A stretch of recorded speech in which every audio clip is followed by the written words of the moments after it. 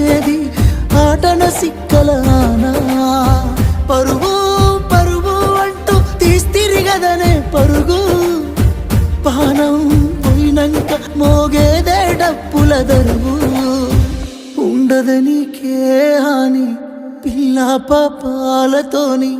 హాయిగా బతుకేను వందేళ్ళు నువ్వు పూలు అల్లుకొని పోతున్నవే అత్తగారింటికి